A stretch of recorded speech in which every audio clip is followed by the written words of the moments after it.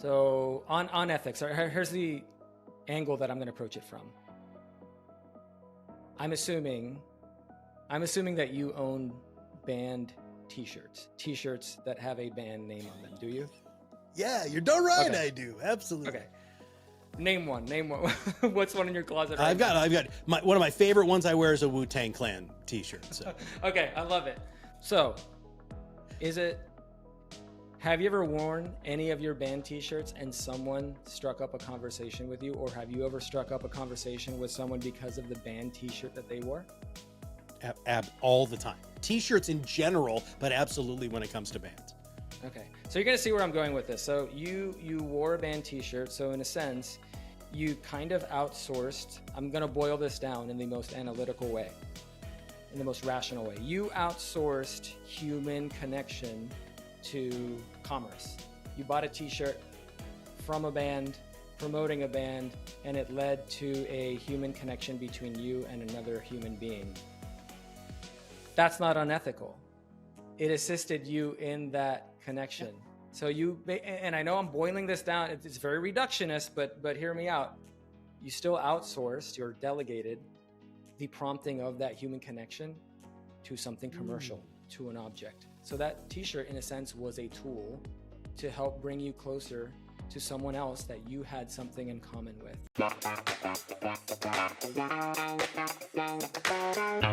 Hello and welcome to another Top Advisor Marketing Podcast. I'm your host, Matt Halloran. Today, joined by Angel Gonzalez, one of the co-founders of a company all of you have heard of, which is Snappy Kraken. Now, we're not going to talk normal Kraken here, which is fun because we've done that with Robert and a couple other people on the team over the years. We're going to talk about something that all of you really want to know more about, which is artificial intelligence, right? And how can you use artificial intelligence to, well, I don't know, do things like create content without losing the human component. So, Angel, welcome to the show, man. Hey, thanks, Matt. You are a delightful, energetic man, so any time spent with you is going to be fun. So I can't wait to bring it for our listeners here. Now, I appreciate that, brother. You and I have actually spent some really good time together, off camera, off mic. And I love hearing about you and how you perceive stuff. If I just want our audience to understand, Angel's brain is amazing. And the way that he thinks and processes information is something that is really remarkable, even to see in real time. In AI, you had kind of initial reactions when AI kind of hit the market. Talk to us about how you processed what this opportunity could be. Well, first off, that's really flattering what you said about my brain. There's definitely, there's a lot of cons on the con list. There are things that I'm not very good at that your normal average person is amazing at. So my co-founder, Brad, I'm going to call him out here. One time he saw me trying to fold the tablecloth and he said, dude, it's a good thing you're smart. You would not make it in the real world, or you would not make it as a dumb person if you weren't a smart guy. That's what it was. That's awesome. But so the initial reactions. So this isn't new, right? I'm sure you've gone down the rabbit hole with ChatGPT and the myriad of AI tools since November, since it really made a huge leap and was publicly available. Before that, there were a lot of tools. They danced around it. There was your machine learning platforms. There were the auto suggest features and different platforms and different consumer grade tools. I had signed up for quite a few that promised to write content if you just gave it a prompt, that promised to write you SEO optimized content, and it left so much to be desired. It was usually incorrect. It hallucinated like crazy. It was all over the place, and it was absolutely unusable. I was better off using a blank sheet of paper and just starting from scratch. It was not helpful, but I knew it was going somewhere. I'm like, okay, if we logically extrapolate from here and we start improving it, this is an unstoppable force. People are investing in it. They're going to keep moving in this direction. This is going to really integrate itself throughout marketing. It's like the new spreadsheet. Everybody uses spreadsheets. Even apps that you use on a day-to-day basis could likely have started out on a spreadsheet. You could probably replace any app with a spreadsheet, just throw an interface Mhm. on top of it. So it has changed a lot, as I'm sure you can attest. I use it now dozens of times a day. It is my thinking partner, it is my assistant, and it is just this tool for me to explore a lot of avenues and curiosity, and even explore different strategies.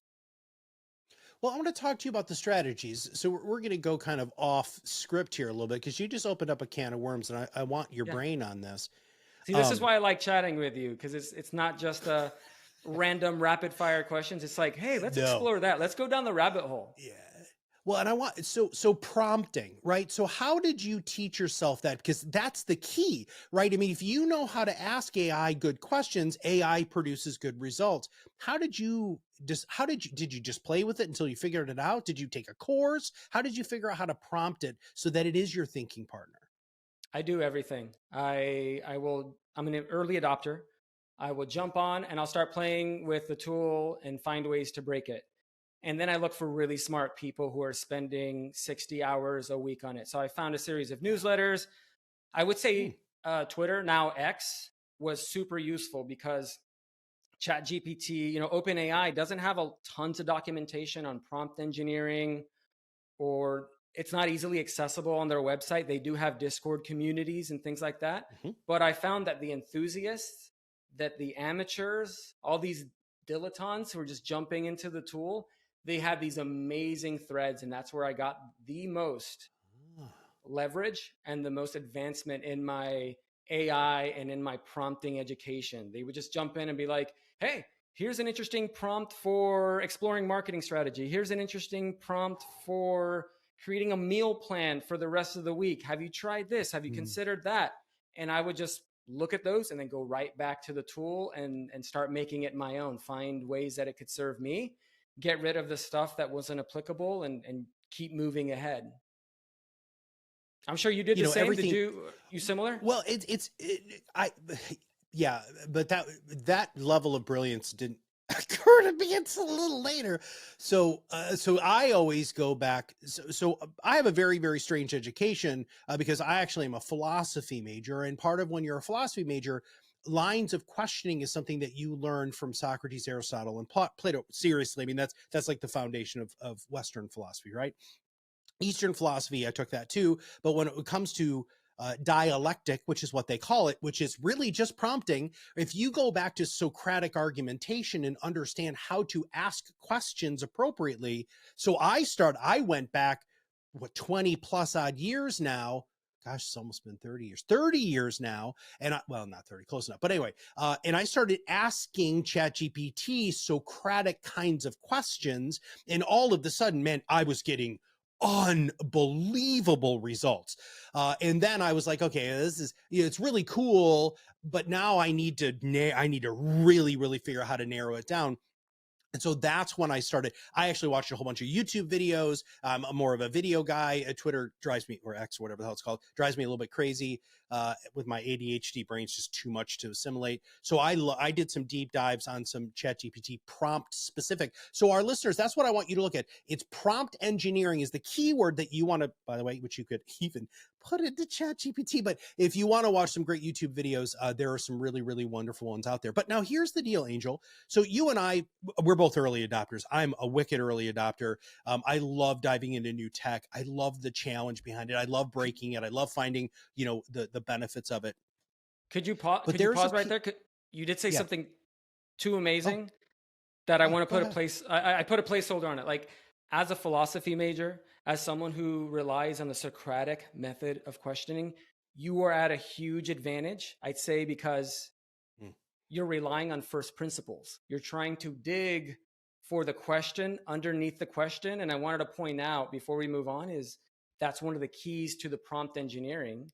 To be an amazing prompt engineer, to ask this thing the question that will get you the most acceptable output, you got to think in first principles. You have to be able to distill the question, and you have to be good at delegating, because you're delegating a lot of activity to this machine. And I think that's where a lot of advisors or people dabbling, they might make a mistake thinking that this machine has all the appropriate context. So then the question isn't as dialed in as it should be, or they just ask one question, they give up. This can be an ongoing conversation and an actual dialogue. All right, rant over. What? No, thank you, dude, for that, because you're right. I mean, the whole idea of creating the perfect prompt or getting a prompt to where it needs to be is, initial lines of questioning, clarification, specificity, right? But even if you get to that point, right, AI still isn't human. And we live, you and I both, as providing services to financial advisors. You and I have done this for a long time. That humanness is something that we know is how and why advisors are successful. How can you use AI in your experience without losing that human touch?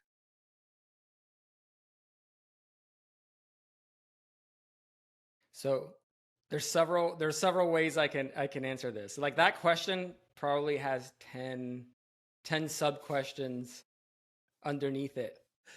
Yeah. So here's what makes us human. First off, the human touch, right? It's connection, and it's our curiosity. I listened to Rory Sutherland.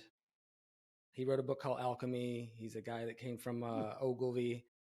He said there's artificial intelligence, but man, they don't have artificial inquisitiveness yet.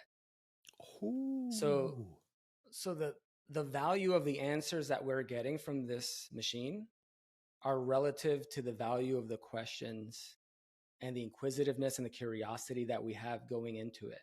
Garbage in, garbage out. So if you're not tapping into your inquisitiveness and your curiosity and your hunger and drive for human connection, in the case of leveraging this tool to connect better with clients and prospects, if you're not leveraging your humanity and your curiosity and your drive for connection, garbage in, garbage out. What are you going to get? Like, you really have to pay attention to that. People don't just want to connect. They want answers. Yes. They have search engines for that. They have these large language models for that. But at the end of the day, they want to connect with someone who understands them, who gets them, who's credible, and who's maybe talking to others who have been in their shoes and they've seen quite a few other patterns. So I would say the advisor of the future is going to be one who pairs well with this technology, who uses this technology as the tool, as the assistant. Use the tool, not the other way around. Don't let it use you. Don't abdicate your position. Delegate to it. This could be a much longer podcast. I went quite a few directions there, but well, okay. So let's just get down to the brass tacks. How can advisors use this tool, and what can they use it for? Start with your intention. Instead of, hey, I'm going to go use this tool, and you're starting to use it, what is your objective first? That's actually the rule that you want to use with any tool that you're going to use. I'm sure you don't just grab a hammer first and then you go look for what nails to go hit. You look for the problem first. So again, I'm going back to that inquisitiveness. What is the problem to be solved? What is the problem to be solved in your day-to-day workflow? What is going on with prospects or clients? This is something I may have mentioned to you before, but some of the homework that I'm giving advisors now is like, hey, just pay more attention. Think about the last 3 to 5 questions that your prospects or clients have asked you. Okay, great. We have a nail sticking out. Now let's go grab the hammer and let's start pounding that nail. So I would start with that inquisitiveness. And prospects and clients ask questions. What is a universal component of that question that isn't just super, super unique to that client or prospect? Boil it down to its essence. Go to first principles, going back to your Socratic method. Find a way to ask that question, and then you can explore the answers to it. You can create some useful communication, some useful content. All right. Well, I'm gonna chase the content component of that, right? Because I think, advisors, for instance, I was just at a workshop yesterday with a company called White Glove, which both of us have a wonderful relationship. They're just an amazing organization. And we were really talking about content creation, and a lot of advisors, when they hear you and I as marketing experts talk about content creation, they get overwhelmed like immediately. It's like they just brain short circuits. And being able to utilize AI as a foundation can really help you come up with more ideas, because again, as you said, it is a thought partner. It's your friend that you can ask questions to and actually start having, that dialogue back and forth. But there's one thing that advisors are really terrified with AI, which I don't personally think that it's as big of a deal as a lot of people do in the general public, but privacy. And with privacy, so I don't know how you're going to answer that, but the other piece of that is ethics, right? And so, I mean, talk about first principles, right? If you're really looking at, what it means to be human, we need to make sure that we're maintaining our ethical standards, fiduciary standards, but we're also maintaining privacy. Why don't you take that and let's see where you go with that, brother? All right. Well, let's handle the ethics first. I know there's quite a bit to unpack there, and then we can handle the fear and the privacy. So on ethics, here's the angle that I'm going to approach it from. I'm assuming that you own band t-shirts that have a band name on them. Do you? Yeah, you're darn right. Okay. I do. Absolutely. Okay. Name one. What's one in your closet? I've got one of my favorite ones I wear is a Wu-Tang Clan t-shirt. So. Okay. I love it. So have you ever worn any of your band t-shirts and someone struck up a conversation with you, or have you ever struck up a conversation with someone because of the band t-shirt that they wore? All the time. T-shirts in general, but absolutely when it comes to bands. Okay. So you're going to see where I'm going with this. So you wore a band t-shirt. So in a sense, you kind of outsourced. I'm going to boil this down in the most analytical way, in the most rational way. You outsourced human connection to commerce. You bought a t-shirt from a band, promoting a band, and it led to a human connection between you and another human being. That's not unethical. It assisted you in that connection. Yeah. So and I know I'm boiling this down. It's very reductionist, but hear me out. You still outsourced or delegated the prompting of that human connection to something commercial, to an object. So that t-shirt, in a sense, was a tool to help bring you closer to someone else that you had something in common with. That's how I'm looking at these tools too. I think the hype cycle and the headlines have turned it into a very big philosophical dilemma. And I think people are getting a little bit caught up and they're black mirroring the new technology. They're going way, way, way far down the line, trying to predict all the contingencies and all the parallel universes where things can go wrong. But let's scale it back a little bit and think about these things as tools. Can I outsource a tool to help me connect better in the real world with another human being so that I can bring them these services that I provide to help make their lives better? Can I do that? Is that ethical or unethical? Let me use these tools.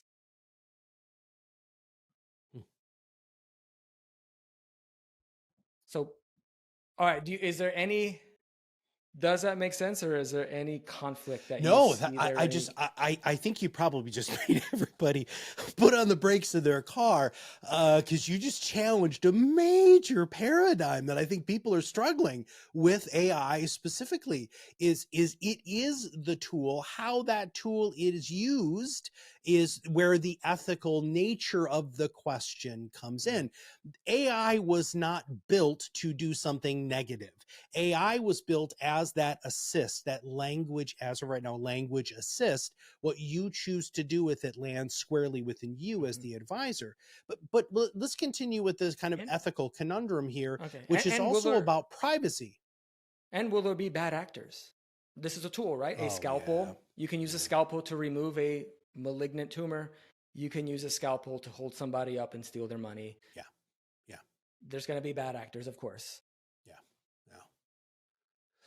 So I think because of And so I know everybody knows this, but before we record, I'm always having a conversation with our guest, and Angel and I were talking about some of the television shows that we really like watching right now. But one of the other things that we were talking about, is this idea that there are AI podcast hosts that breathe and have like personality and all of that sort of stuff. And I think that there are a lot of advisors who just kind of put AI under this major privacy issue umbrella, that they're terrified that they're going to get a call from a client and it's actually going to be AI. So first off, how do you feel about that? And do you think that's something that we need to worry about today, or is that something that we need to start worrying about a little bit more in the near future? It's perfect that you brought that up about the fear and about the privacy and the nefarious uses. So let's tackle this. I know there's been fear of, ooh, is the mere use of this tool violating any privacy?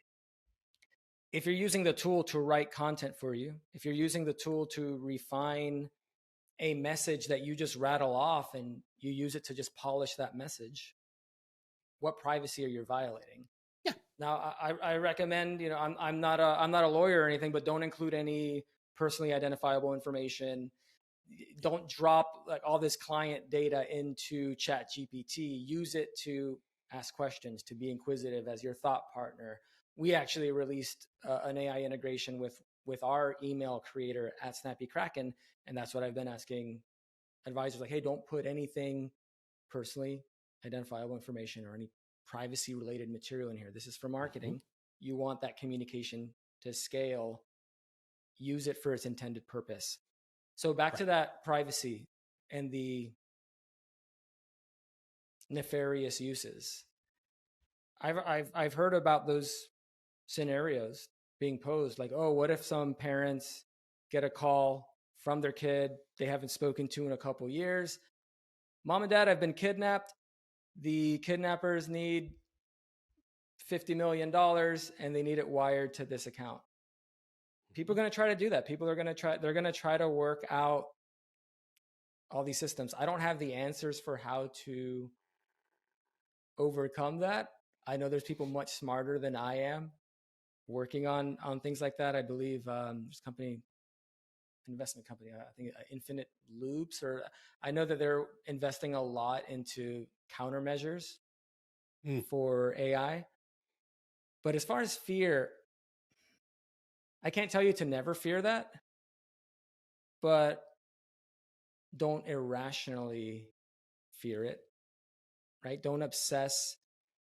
I could sit here and be a nervous wreck and obsess about people draining my bank account or spam email or someone breaking into my house. What do I do with that? What do I do with that, Matt? Yeah. It's the, well, I think but you just be said careful something with that irrational fear and educate yourself. Yeah. Well, advisors have a tendency to overthink. That's just part of, a superpower that actually can go a little bit south. Yeah, that's a strength. Absolutely. Yeah, it is. So so you just opened the can of worms that I was hoping to open at some point, which is this idea that you guys, so Snappy Kraken, if you all don't know who Snappy Kraken is, I don't know what rock you've been living under, but they have been on the forefront of MarTech really since inception, marketing technology to really make it so that you as a financial advisor can do stuff at scale that's compliant, that's easy, wildly user-friendly, but most importantly, to help you market more successfully so you get more sales. And you just said, Angel, that you guys have this AI integration. Let's talk about that. What have you guys built? Yeah, so what we've done is we have this AI integration and we've rolled it out first off into our email builder. So we offer automated marketing. We have a lot of pre-created content that advisors can edit and reword and rearrange on their own. Now we have this email builder where they can write a message from scratch.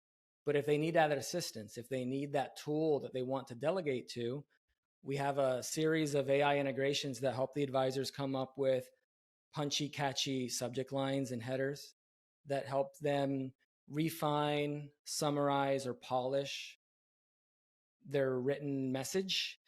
And also a generative AI image component called Magic Image that lets them describe the image they want to see, and then our AI will create multiple versions for them to choose from, and they can include that in their email. Is this part of like the normal Snappy Kraken offering? It's not an add-on. It's part of the normal offering. Holy cramoly. Oh my God. Okay, everybody. So here's the deal. So many of you, you're just not good marketers. And we know that. We've talked about that for 450 some odd episodes of the show, right? Being able to ask something that actually has been trained to help you come up with subject lines that actually get clicks. I love the image thing, Angel. That's freaking amazing, because I'm so tired of seeing the two old white people holding hands walking on the beach, right? I mean, this is, wow, this is really, and it's in the control of the advisor. The advisor can specifically ask the right questions. That's part of your email integrations. Holy crap, dude. And it's out. Like, people are listening to this today. Yeah. They're Snappy Kraken clients. They can go ahead and use this. It's available right now. Wow. Okay. Now let's go back to our initial line of questioning with you, which is that they're going to have to know how to interact with the AI. What sort of training do you guys have to make advisors understand how to interact with the AI to get the best output they can? Sure. Well, going back to the way we operate and our values, we had to make it as easy as possible. And in addition to that, we want to show a demo. So we have these video demos where I believe Robert, in under 7 minutes, maybe 5, he creates an email from scratch that takes a topic, he expands on the topic, and he's able to format it, even ends up with an image and a catchy title that he didn't come up with. He came up with a general plain vanilla prompt for it, and then it gave him the right punchiness, the right amount of punchiness, so that he could send out that message. Okay, how do people find out more about this? Well, they can visit snappykraken.com/AI-podcast. Angel, who should use Snappy Kraken? Who should use Snappy Kraken? Oh man. So I like that we got away from the philosophical stuff, and now we're on to the practical. So it's really any financial advisor who takes connections that drive business seriously. Any financial advisor who's short on time, short on resources, who believes in the power of marketing and knows that marketing doesn't create results overnight, that it is actually an investment, that when you play it well, when you do it well, and when you use it to fortify your business, it will help you grow your business. It will help you serve your clients better. It will help you expand business and engage better with the people that you seek to serve. Angel, I love talking to you, brother. I can't wait to see you. I know that we're going to be crossing paths at a couple of conferences coming up, so I'm really looking forward to that. Listen, everybody, go to snappykraken.com. Definitely check out, /AI-podcast. Please look into this, because here's the deal. Now you can do this yourself, right? That's what makes me so happy about having you on the show and talking about this today, is so many advisors just aren't creative marketers. They just don't have that spark that's needed. And you guys have built that into this email generator. And I know, because you and I talked about this a little bit ahead of time, Robert and I are going to be doing something here relatively soon. By the time this comes out, it might have already been out, but we'll make sure we link back to that. So I'm actually going to be sitting with Robert in a live screen share, and we're going to be creating some emails together. So please go to Snappy Kraken. Listen, we love everything that you guys are doing. We're so happy that you are in the space. We know that marketers desperately need to have, or advisors need to have, marketing that's really truly going to work for them without making it take up a ridiculous amount of time. But most important, and Angel didn't say this, so I am going to, they get results. And those results are the ROI that all of you are looking for. But I'm going to put the small caveat in there, which Angel just alluded to, which is it takes time. This is not an A plus B equals C equation. I put out an email, they're going to become new clients. I get new assets under management. It's not how this works. It is a game. Marketing, slow marketing, which is what we call it here at ProudMouth, is just like the best food you ever eat. Slow cooked, right? That's the exact same thing that needs to happen with your marketing. Slow and steady wins the race. Start building your momentum today. Please make sure that you go to snappykraken.com/AI-podcast. Angel, thanks for being on the show, my friend. Yeah, thank you, sir. All right, everybody, this is Matt Halloran. We'll see you on the other side of the mic very soon.